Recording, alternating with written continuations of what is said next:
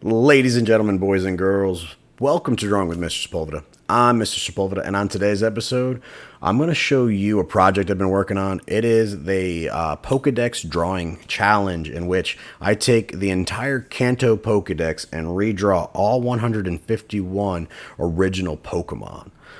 So I'm going to break this up into chunks. So for today's episode, I'm going to show you Pokemon 1 through 9. Okay, and the reason I'm doing 1 through 9 is because these are the starters of the Kanto region. Okay, outside of that, I might chunk them a little bit more, but we're going to go ahead. We're going to look through these time lapses, and I'll go ahead. I'll talk you through my process for what I was doing, why I was doing it, and I think it'll be a kind of an interesting one. Okay, so if you end up liking this video, please leave a like down below. If you're not subscribed, please hit that subscribe button.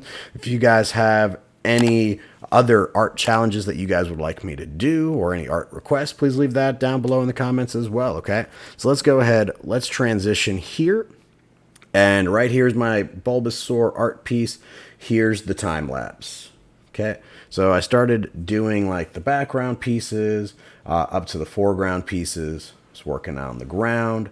I originally figured I could put like a Bulbasaur, a couple Bulbasaurs in the picture. I was trying to mess around with rendering the tree there. But ultimately, I get rid of the 2 Bulbasaurs, and you'll see that in a minute. I started liking how I was rendering the tree here, and then eventually I hated the extra color, so I got rid of it. I was trying to make Bulbasaur a little bit furry over here, so I got rid of that. Almost rather quickly. I think I was just messing around with the ideas here. And then, just for fun, I got rid of the background and started drawing a derpy Bulbasaur.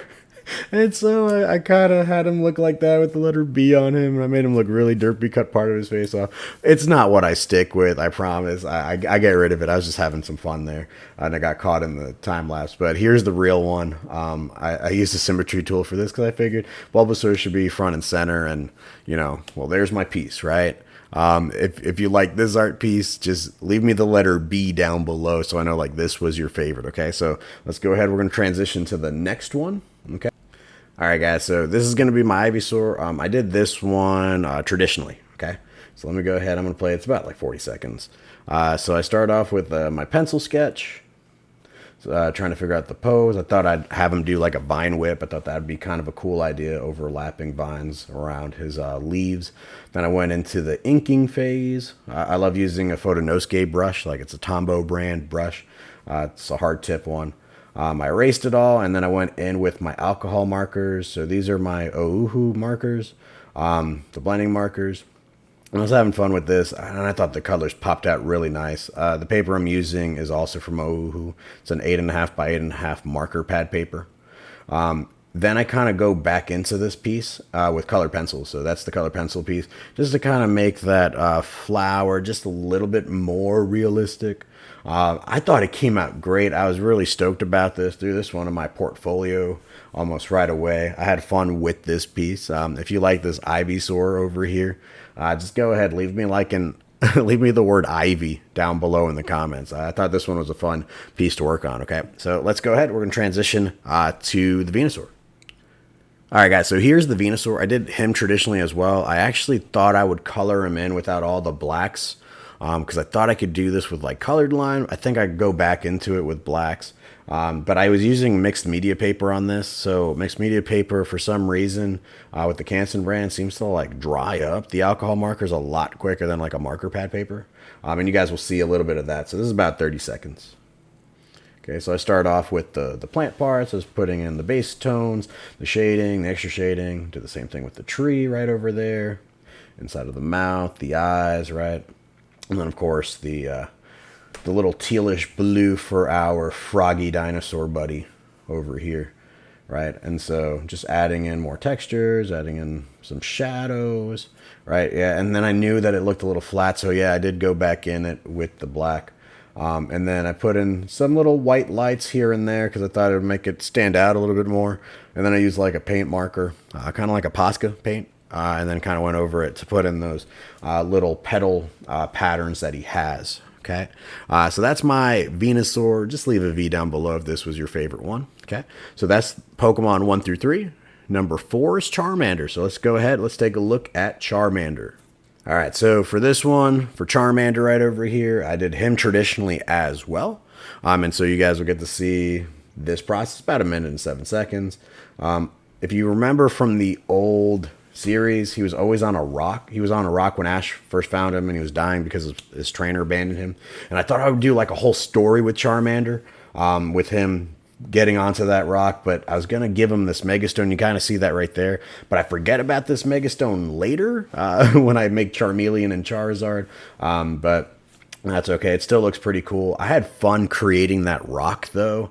I think I could have made it just a little bit wider because obviously Charmander can't fit on the top of that rock. I didn't think about it when I was making it. And for this one, I wanted to give it some sort of a background just to kind of ground the entire picture. So I gave it some grass. And I think just kind of doing the rock and rendering it was probably my favorite part, a little bit more so than doing the actual Charmander. And then I come back into it a little later, and you'll see it momentarily, where I use some of those Posca paint, or not even Posca paints. I use Fumile paint markers there, because I thought it'd be a little bit cooler. And then I kind of went into it with some colored fine liners, just to kind of separate the colors a little bit. And then I went back into it with the white gel pen to just kind of hit some highlighted parts and stuff like that. So I thought this one was a fun piece. If you guys like this Charmander, just leave the letter C down below in the comments. And now we're going to go ahead and we're going to see Charmeleon. Charmeleon's next. All right, and this is the finished product for Charmeleon. It's about a minute time lapse here, but I'm going to go ahead and kind of walk you through this. So I was kind of going into my sketching phase here, trying to figure out a cool pose, because Charmeleon in the series was like, he's kind of like that teenager, kind of like going against Ash a little bit, just slightly a little bit. He had some power. He was really strong. When he gets to Charizard, he becomes that Pokemon that's just like, no, sorry, I'm not going to listen to you for a good while. I brought in a rock here because I wanted it to feel kind of like the Charmander piece, right? I was actually going to have this theme of this rock and some grass, and then put that Megastone on Charmeleon's tail, but I never did it, and I feel like that was a missed opportunity there. Maybe eventually I'll kind of go back. So there I am kind of drawing a rock, and then I start laying in my flats after this inking stage, and I wanted it to be pretty inky. And then I was rendering it, and there's the grass that he's laying on, some shadows, some lights, messing around with the fire and the effects there and how much of it would actually show up on him. I wasn't sure if I'd actually show like a background piece, but the Charmander didn't have like a sky setting, so I didn't leave a sky setting for Charmeleon. But I think Charmeleon looks pretty cool. If you guys like this Charmeleon, just leave a CH in the comments down below, okay? And then let's go look at Charizard. Okay, now this is what the finished piece looks like for Charizard. This is probably like the 4th Charizard I've ever made, and I feel like I'm getting better. There's some issues here, some wonkiness that I feel like, but overall it's not too bad. So I started blocking out shapes, kind of like, trying to figure out where all the little pieces are going to go, and then I sketched on top of it, and then I'm actually going to ink on top of this. As well. So this is the sketching phase on top of those blocked out shapes that I created. I really wish, and I should have done this a little bit differently, but I could have tilted the wings a little bit more, so we could have seen that turquoise color underneath for the actual wings. I wish I did that. I wish I also put in an extra foot so we can kind of see like that other back leg, that far back left leg, which is on our right, but his left side.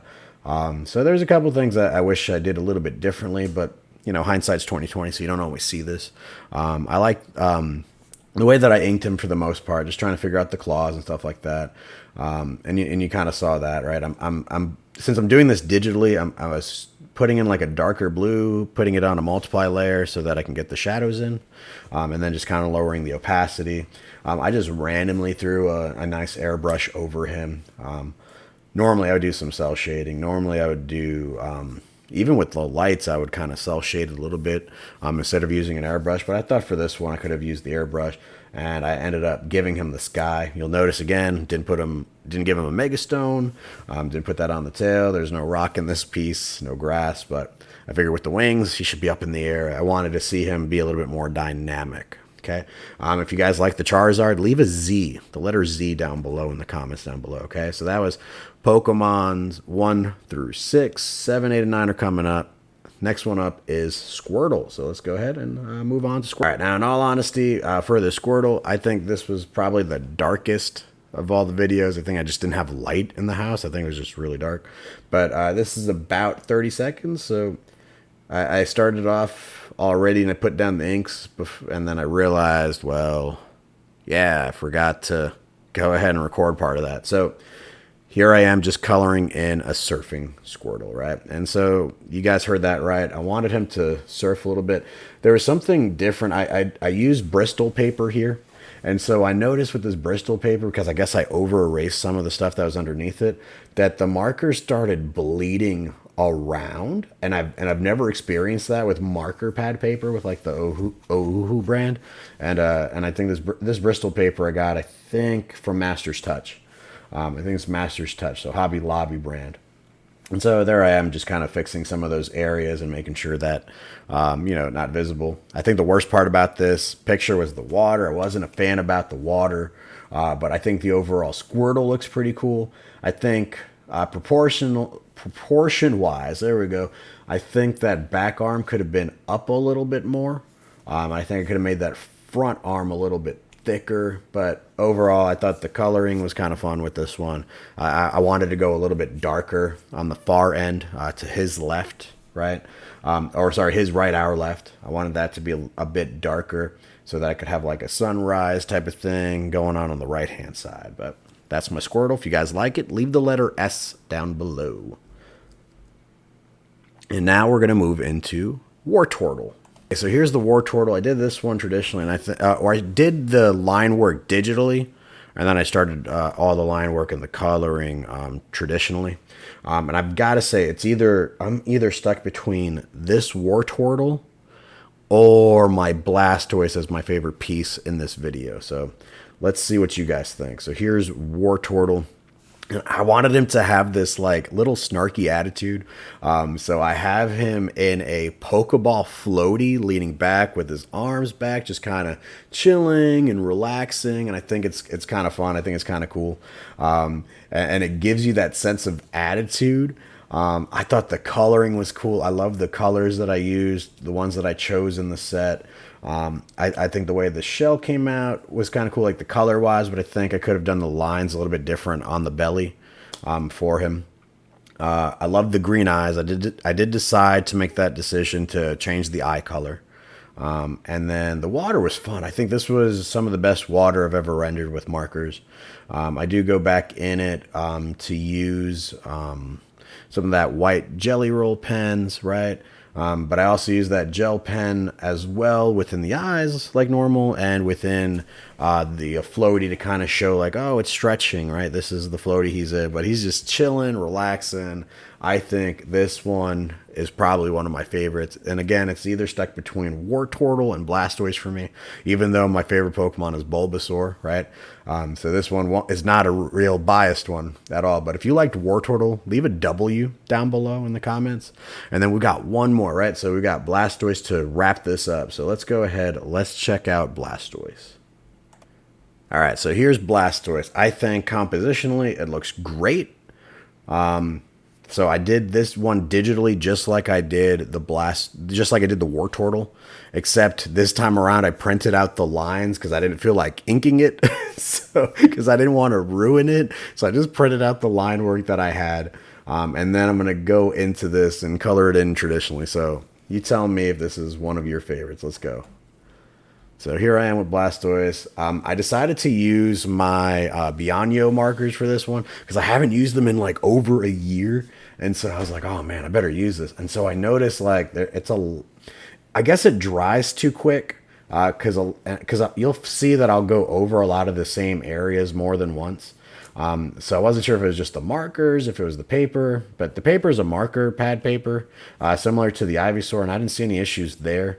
But anyways, that's all cool. I do something similar to this paper that I did with the Ivysaur one, and that's where I start bringing in the colored pencils to kind of provide a little bit more depth, a little bit more shadows, and I thought it worked out really well. I think part of what I struggled on here was trying to show like the water movement, but I'm going to work on that eventually. I decided to give him a background. There's the colored pencils to add some depth in the shadows and stuff like that, blending all those colored pencils. I thought that was pretty cool. And then, of course, my white jelly roll pen and my lines with dots, because I feel like that's my signature. I think that's my favorite way to go about it. But if you like Blastoise, leave the letter B down in the comments. Leave the letters BL in the comments down below, because I realized B was for Bulbasaur. Okay, so let's go ahead, guys. I appreciate you guys watching my artwork. What do you guys think about this Pokedex drawing challenge? Do you think I'm doing a good job of it? Which one was your favorite?